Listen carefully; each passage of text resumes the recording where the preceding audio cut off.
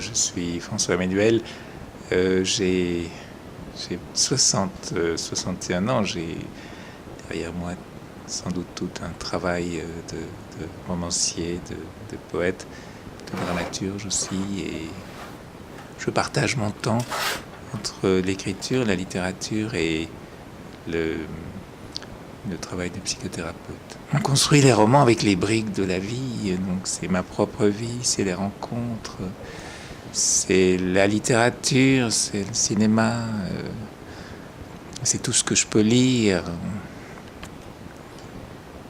Alors évidemment, quand on revient sur tout ce qui a habité tous ces livres, on retrouve un certain nombre de récurrences, on voit combien notre propre inconscient, puisque vous savez, l'imagination, c'est un certain rapport de liberté avec notre propre inconscient. On voit comment notre inconscient a des plis, comment on a des thèmes qui reviennent. C'est sûr que d'être si souvent à l'écoute comme ça de l'intériorité des gens qui viennent se livrer d'ailleurs avec un grand taux de sincérité, c'est ça qui est beau dans ce métier, fait que bon, il y a 2 ou 3 romans qui sont très marqués par cette forme d'énigme de ces êtres que j'ai pu croiser, mais toujours c'est dans un temps totalement différent, et jamais je n'ai fait de la citation. La poésie que j'écris est une poésie très orale. Le théâtre, évidemment, auquel je reviens maintenant, est très important pour moi.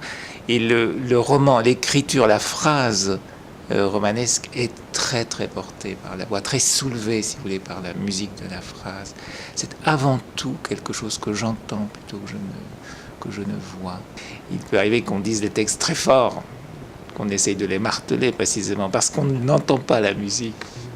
Je consacre au fond de manière un peu monacale 5 à 6 matinées à écrire.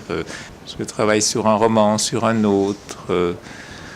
J'essaye comment dirais-je, de trouver tantôt une sorte de gisement poétique qui peut éventuellement me mener un peu plus loin. Je suis très travailleur.